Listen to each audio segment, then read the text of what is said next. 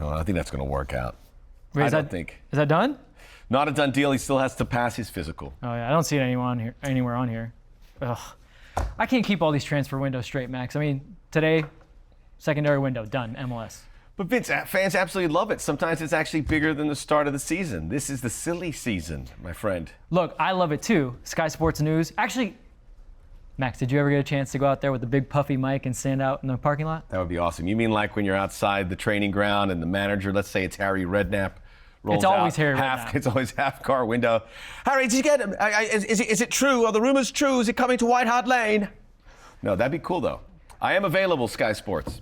You think that's a tough job though? Because like they got to know when like a deal's on, then it's off. Like Christian Arango, we knew about that for forever, and now all of a sudden the announcement. And like some of it's just rumors. Yeah, or worse, it's agents planting stories. That seems like it's happening more often than ever. Yeah, it's got to drive people crazy. Like John Thornton's probably pretty relieved that this transfer window is closed. Or the guy who has to mail all the LAFC caps to players.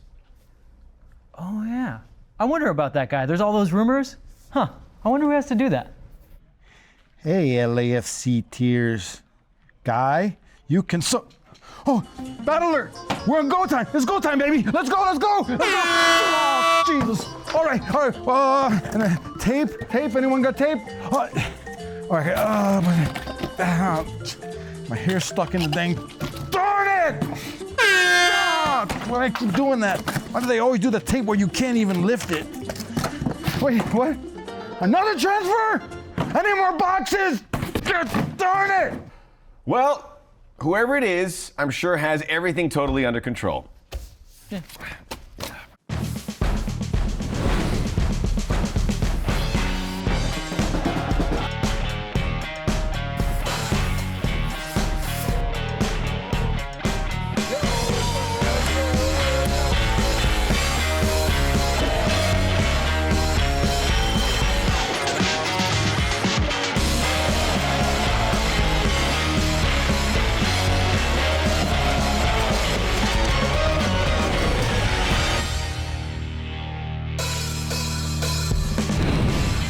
What's up, everybody? Welcome to another episode of the 110 Football Show in partnership with Adidas. I'm Vince LaRosa, and joining me at the desk this week is my partner in crime on the podcast, the voice of LAFC, Max Bretos. Max, I hate to break it to you, but you're no longer undefeated calling matches. Is that what you're going to do? An invited guest? I just 45 minutes traffic up from the South Bay on the 110, and look, you're going to drag me through the mud like that? You know, it's hard to remain perfect. You and I keep it real. And I always think of you as... as... but how about a nice hello, welcome in, by the way... No, just right how are it. you? Okay, I'm all right with it. We've got to address it. Okay, if you're just going to be blasé about it, I think we should just pull the Band-Aid right off and get to the highlights. Might be a little pussy, but yeah, let's do it. Oh, gross. It was a rough first half, Vince. We saw the game against Vancouver where LAFC went down 2 goals. It happened again after 20 minutes. The breakthrough, wide open spaces. Whose mistake is this? Is this Tristan? Is this Romero? That is a great question. I have no idea. You know, Kyrie Shelton, you got to give credit for. He was just a bowling ball into the pins. He got his head nearly headed off his body. Yeah, you like that. You like that for reports. And then this side-to-side play, we focused on Daniel Shalhoub. He is fantastic, man. Should he be getting MVP votes? Yes, he's got my MVP vote. He would be my MVP. The season ended right now. The problem is this was a pattern. They were getting bossed through the midfield, then going out wide, and then the marking was casual at best. Oh, there you go. And Shalhoub gets his 10th of the season. The damage was done, but still a chance to make things interesting, just like they did getting a late goal against Vancouver, but Balo. I love Raheem, but he's snake bitten. I don't think he's ever scoring. It's just not happening for him. By the way, when the ball... See, he even said it right there. He goes, not happening for me. The ball hits the post. It does not register as a shot on goal. It does not. So no shots on goal in that first half. Which is a ridiculous rule, let's be frank. Where they had 4 shots on goal and 3 goals. How does that guy win a header? A lot of Graham Zusi. Yeah. He's ageless. Ageless wonder, Graham Zusi. We made him look really good. That's something you can't take away. There were some positives here. And then this nice ball. He's got 2 assists now, Chiqui Palacios. Yeah. There were some pretty passages of play. I got to say, it was nice to hear the crowd really cheer, because it was like you needed something, right? Ooh, that exchange between Vermes and Bradley, there's a lot to it. I mean, could you find 2 nicer guys? Yeah. Well, not much damage in the standings, though. No, we're still in 5th place. Not by a lot, and maybe by a couple days we won't be there, but we're still in 5th place, which means playoffs. Well, let's go to the second page because, as you say, not by a lot. That second page is catching up quickly, and we're playing San Jose. San Jose is now a 6-pointer. This should not be this pivotal of a match. It's going to be a tough one. They're playing well, and they obviously have added some fire to this rivalry, but it's winnable. Possible LAFC killer Jeremy Abobasi is joining Jeremy San Jose. Abobasi, and they dropped a ton of allocation money for him. Well, that sucked. It did, didn't it? It did. But the people count on us, Max, to explain it to them. But first, Jay, what's coming up on the rest of the show? I got you, Vince. I mean, man, that beating was worse than the time Abuelito used to smack me with a chancleta when I wouldn't behave. Like, that's what I felt like, flashbacks, bro. But we gotta just regroup and get zen. We got this, we're still there, bro. Only halfway through the season, we got this. Good juju only. All right, coming up, Max and Vince are joined by my sobrino, Jerry, to give their mid-season grades. Disclaimer that SKC beatdown was not included. Then, Max and Vince give their players to watch ahead of what we pray is a bounce-back game up in San Jose. And Eli takes aim at the Red, White, and Blues critics. But first, Max, what the hell happened on Wednesday night, bro? Great question, Uncle Jay. He's coming in pretty hot, though. But, I had a great evening, late night dinner, but then we also had this, a rough first 45 minutes for LAFC. He's talking about the game. And they were missing their 2 starting center backs, 1 long-term for Eddie Segura. It's hard to miss a guy like Eddie Segura and then Murillo, but we're going to show you it might not have mattered. May not have. Let's take a look at a pattern that was... This is the second goal. This is the second goal, and we can chalk off the first one to maybe just a miscommunication, but if we stop it right here, central areas. They flooded central areas. Where our extra guys were, wingbacks. And here's a wingback losing the ball, and there's 1, 2, 3, 4, 5 Sporting KC players in the central area. This is their left back, so the man that would be marking nowhere to be seen. This is their left back. Going on here. And remember, we have 1 less central midfielder. So as we play it, this is what's going to happen. When your wingback loses it in a bad area, you're going to go 4v3. You never want your defenders running back to goal, right? Yep. And then very compact. This is Marco Farfan to come out. Some ball watching by Sifu, and it's 2-zip Sporting. Right. So now let's go to the third goal, because again, this was a pattern. As we run it, you can say, okay, maybe this was a foul. But let's look at our wingbacks here again. There's 1 wingback. Max, you could mark him up there. And I just want to point out all this space that's left behind them, and they're supposed to go up. They're supposed to go up. And in measured instances, and maybe this was the right instant to go forward, but get our guy Sifu there. He's in about 10 yards of space. Maybe you can say he can react to this play better, but he's probably thinking, I probably have cover behind me. So I gotta check. As we run it though, Sifu does take a look back and realizes, oh no. And he's like, oh no. Wingback's nowhere in the picture, by the way. Here's the back 3 again. Well, I gotta ask you then, is this the death of the wingback system? Well, played like this, it certainly has to be.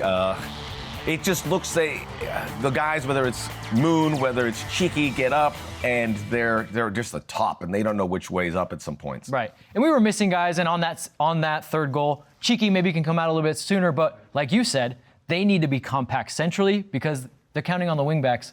Wingbacks nowhere to be found. It's a big job for the wingbacks, but right now LAFC not hitting their spots. Good stuff, Vince. Hopefully Bob gets the team to rebound Sunday in San Jose against the Quakes. But before we begin the second half of the season in earnest, we need to reflect on what's taken place already, and we'll do it right after this.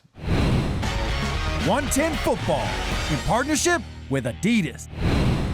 Joining Vince and I in the fan cave is 110 Football's fan correspondent, Jerry Reynoso. Thank you for having me. I'd stand up, but my camera's low. It won't hit me, so. You're my guy, Jerry. I just want to let you know that. Appreciate that, man. All right. We are officially at the midway point of the season. 17 games down, 17 games to go. It feels like we're just gave out our quarter grades out, but a lot has changed, or maybe in your mind it hasn't since then. We'll find out right now. But let's change it up a little bit from last time. We're going to break it into 2 parts, starting at the back with Bob Bradley and the defenders. Right, going right to the heart of the matter. Let's go right there. All right, I'm going to start this with Bob's grades, and I'm giving it a C. Obviously, it's a very mediocre team right now, results-wise. There have been some experimentation. Some has worked, some not much as well. Obviously, keeping everyone engaged. He's done a really nice job. It's a positive vibe for this club, regardless of the results right now. But still, I know he feels this is the kind of teams he wants to coach. He'll roll up his sleeves and get after it, but he still knows everything's got to get a lot better. Look, we all went with C's right across the board. I think a lot of fans would like us to go lower, but I don't think that's fair. Because you get at Bob for not changing the system, but then he doesn't get credit. You went C+. I want C+. Well, is I'm a going to good tell you grade. why. It's basically an But what A I'm from saying for 8. fans is why they want it lower is they'll get at Bob for not making changes, not making the right subs, but then he doesn't get credit when he makes the right subs against RSL. Sifu scores a goal. He makes the right subs against Vancouver, and they are able to pull out a tie. Probably should have won that game. The plus I'm giving to him because I think that he's working with a lot of guys that think they shouldn't be here for whatever reason. Whether they think they should have been transferred already, and that's not his fault. I mean, look, Diego Rossi's still there, game in and game out, playing hard, playing to the final whistle. I think we don't make enough of that because they don't talk about it a lot for good reason, but I think that's something we should really consider when we talk about the coach. Yeah, and with that point, I mean, yeah, you play with what you got. And I think, this whole second quarter, Bob Bradley has been experimenting everything, starting out with a 4-1-2-1-2 diamond wide against FC Dallas, converting that to that 3-5-2 that we're seeing today, with Raheem Edwards and Kim Woo-Hwan being able to go up and help out not only with supporting the attack, but also already being a transition for the defense. And so, yeah, Bob Bradley's trying to put the tactical pens of paper, and I think it's, we're not getting the results that we want, but we're getting there, I think, slowly but surely. Yeah, to your point, brought in a lot of new players, man. Good tactical breakdown there. And it's been formations are crazy because remember, it was like tried and tested every game, every year. It's easy to roll it out. Yeah, Now he's having had to make actual adjustments. It's an exciting time. You can spin it that way. Let's go to the defenders now. Defenders and goalkeeper. Defenders and goalkeepers is a combined effort. Technically, a goalkeeper's a defender, right? Yes. All right, so we all like this. There's no way you can say, and we're going by the 2020 standards, which is really rough. Allowing goals, allowing set-piece goals, looking lost defensively. They've improved across the board. The Thomas Romero development has been a real nice. That was a tough decision for them to make. Who knows what Pablo Cisniega would have been able to do, but he's not there, and Romero's kind of hit the spell with a couple bad spots there against Vancouver and Minnesota. So this is an improvement. So you give it I give it a strong B, leaning towards plus, but just a flat-out B. I'm also giving it a B, but not a strong B, because I feel like it could change real quickly. I think defensively, they've been very difficult to beat. Like, teams aren't just carving us up. They're having to work hard to get their goals. What I'm wondering about now is Thomas Romero is now the number one. As I'm starting to see more game tape on him, I'm seeing a guy that his positioning is maybe not always in the right place, and happy feet. You got to have those feet set, and some goals are maybe getting past him that I think maybe he can save, whereas, yes, he's making some nice saves that are kind of risky, and he's coming out of the box, but I think he needs to step it up that level, so that's why my B is it's faltering. Jerry, we got some good things in it. We don't, obviously, the second half, Eddie Segura is not going to be there, so this is going to get really interesting, but obviously this team has to keep that standard or improve. Yeah, I mean, the happy feet not only goes for Thomas Romero, but the whole, back line itself, the defense, because we haven't had that ability to close out on these big games against Portland and Minnesota, Those are very crucial games in a short span of time. I mean, we're talking about 9 points in a week. We've blown, we only got 2 of them, and that's a big difference. Other than that, the defense has been fantastic. It's just you play till that final whistle's blown. And speaking of Thomas Romero, I mean, he's been playing fantastic, getting 3 clean sheets within 8 games. The last goalkeeper to get that for LAFC was Tyler Miller in that kind of span. And he has also separated the difference between goals saved and goals prevented. And so I think, he is our starting guy. Now, to Vince's point as well, let's see if we can keep it. Good collection of fullbacks. A lot of guys that have done well. Kim Woo-Hwan is, I think, blown through the expectations door. Lots of guys have played out wide, Tristan Blackman, but Raheem Edwards you could put in there, and now Chiqui Palacios, who played for the national team of Ecuador in Copa America. That's a good core group. And quickly, when you're talking about losing leads or losing points, how much you put on the defense versus not closing out games? Scoring out, yeah. We're moving right along. 2 positional groups down. I think we could go on until the end of the show, but let's pause for your viewing pleasure, just for a moment. Catch your breath. All right. Wow, this is a good session. I'm sure the mentions are already flooding in, Vince. Check out this week's LAFC's Class of 21, and we'll come back with our grades for the midfield and the attack. Some differences to settle.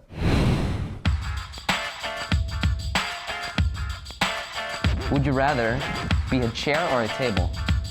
A table. I don't want to be a chair. People sit on me.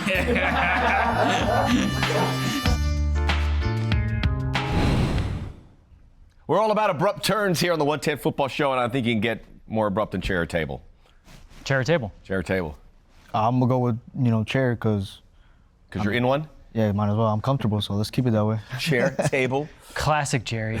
You're probably asking yourself, how does a show go on after pondering one of the truly profound questions of our time? Clearly, you've never watched this show before. It's consistent. We're halfway through our midseason grades. So far, we've been pretty much in agreement about defenders and bobs. I have a feeling that could change here as we move closer to goal. It better change. We need some fights now. I think we're all on the same wavelength. wow. But let's see. All right, let's go to the midfield. C for me. There's been some. No. Yeah.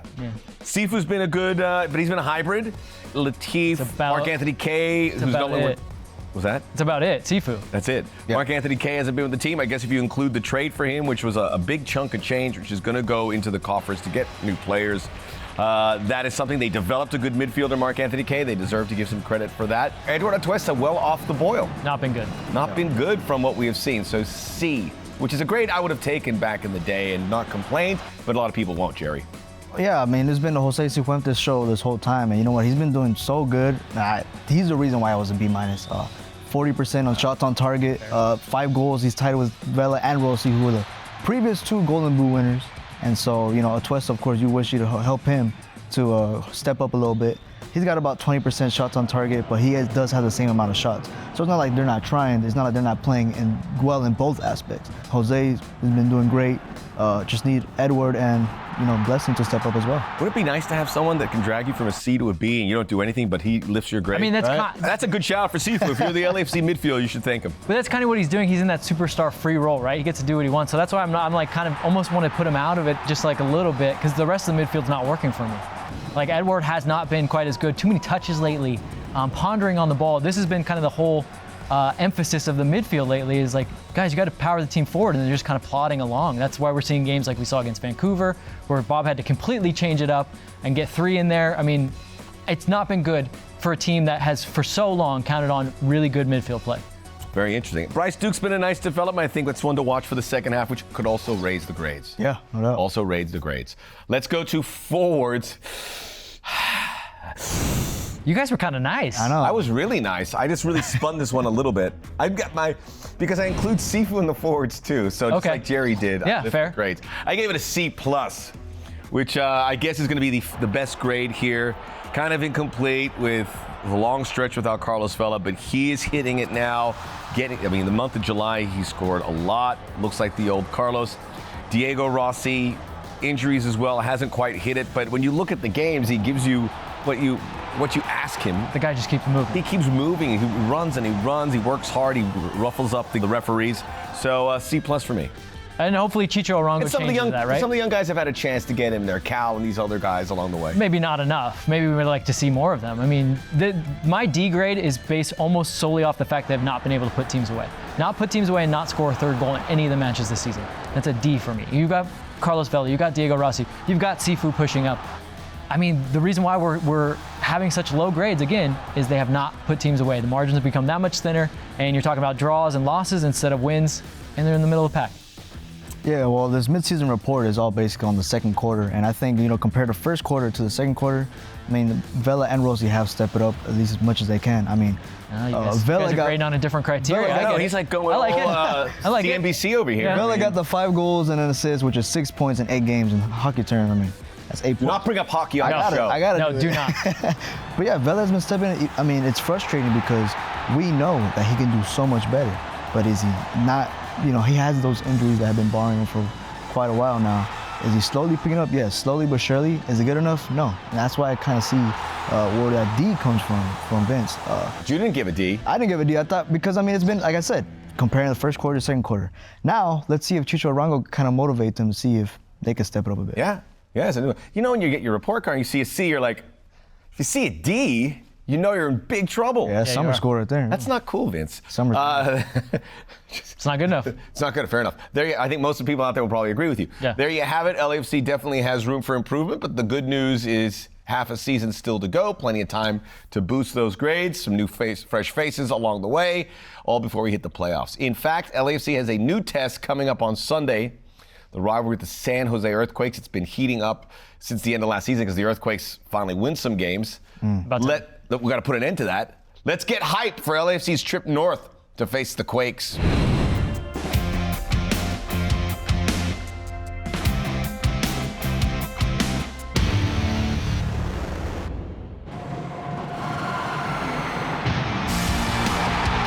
Francisco Calvo, Espinosa, there we go!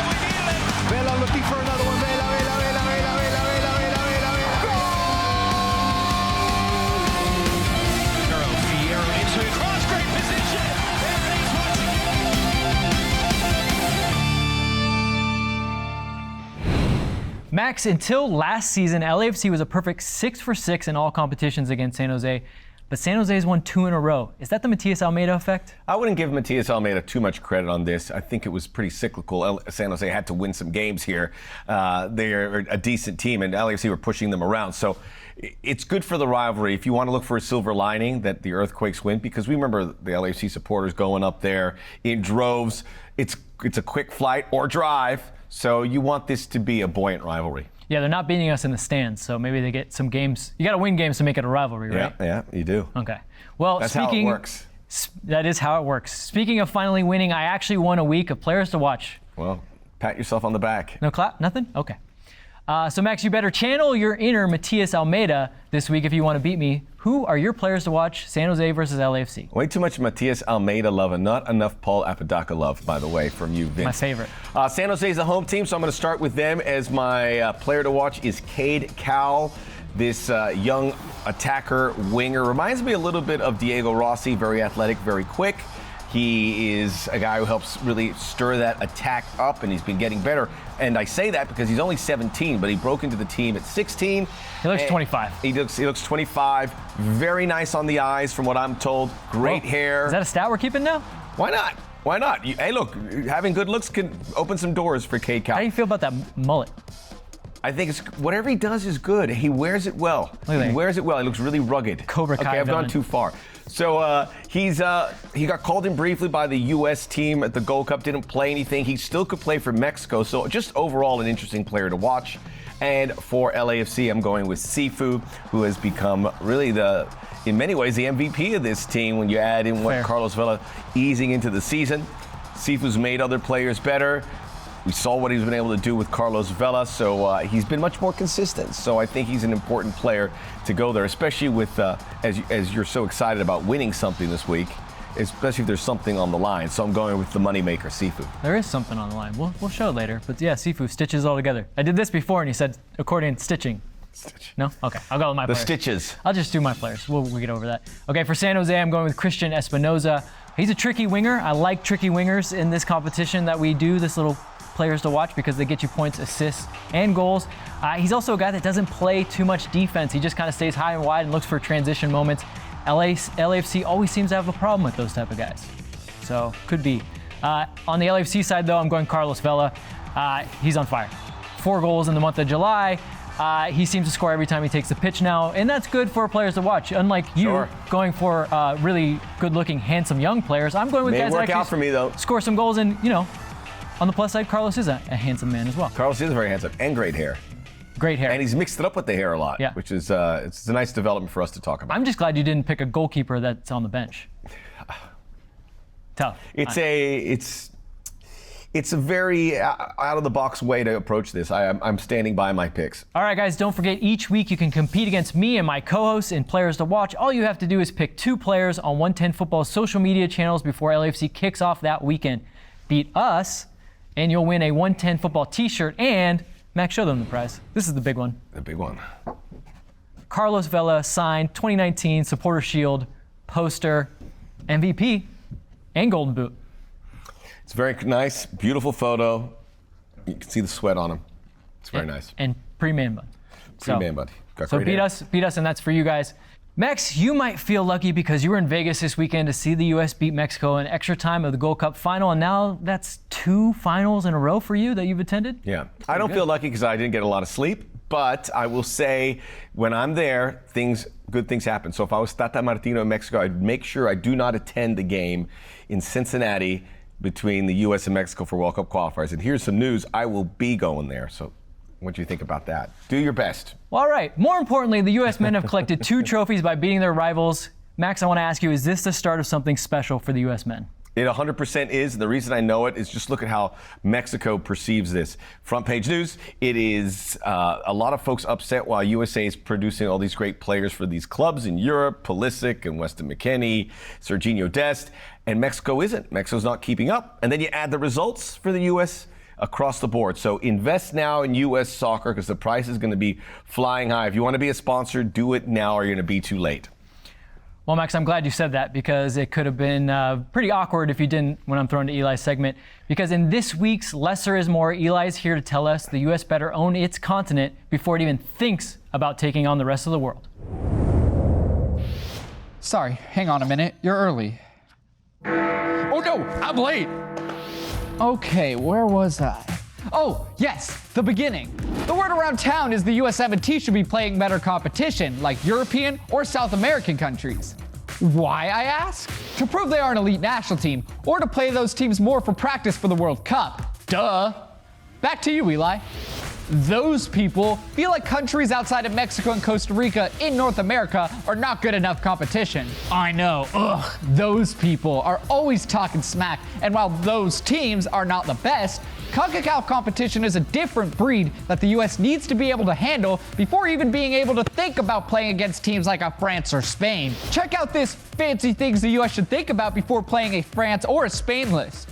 That list is accurate. The mentality that the US is better than the rest of CONCACAF is what made them fail to qualify for the 2018 World Cup. CONCACAF is the furthest thing from glamorous. And yes, furthest thing is a unit of measure. And when the US-17 plays an away match, the facilities are poor, the fans throw things on the pitch, and there are certain antics that are way different in CONCACAF compared to everywhere else.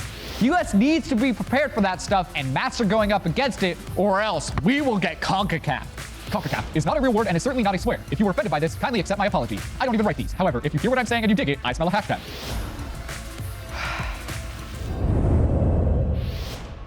Well, Max, you heard the man. You heard Eli. I did. Well, Eli, you're spot on. This is our region. If you're king of this region, good things happen. Winning at Honduras and El Salvador is tough. USA is on their path. You get that crown, you take CONCACAF. Winning's fun. Winning is fun. We wouldn't know about that lately. But all right, guys, we laugh together, we cry together, but it's important that we're together. Oh, that's nice. Look at you being all romantic. Well, you're like my podcast husband. Is that weird? Yeah, a little bit. Okay. Well, catch me Sunday ahead of the San Jose game with Defenders of Bank and Jessica Black for away days at home. That means in the fan cave. And afterward for instant reaction post-game on the 110 YouTube channel. Fantastic. And you can catch me at the bar. And you can catch me hanging with you at the bar. Right, Uncle Wait, Jay. Jay can go, but aren't you calling the game? I got to wind off a little bit here. We're good. So we got some rum. First call we is got on some you. Tequila. Where are we going with this, Max? We'll keep a stool warm. Whatever. A really small pool. That was a good one.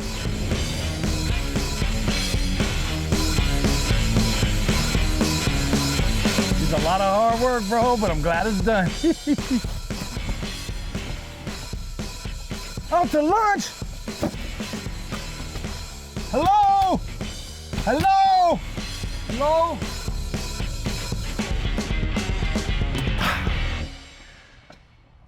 Oh, well.